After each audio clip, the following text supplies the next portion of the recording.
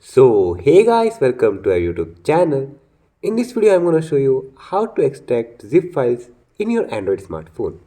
But before beginning the video, don't forget to like this video and subscribe to our YouTube channel for more informative videos like this.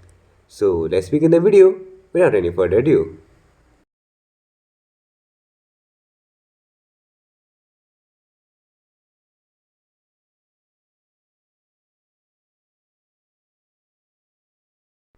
So to extract a file, go to your file manager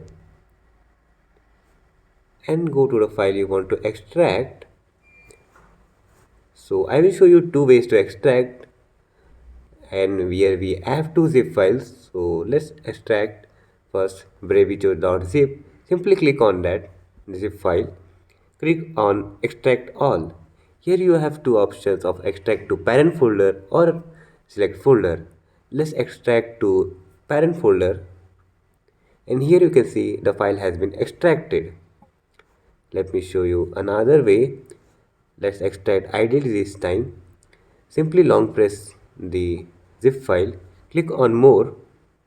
Here you can see option of extract files, click on extract files, and for now let's go to select folder.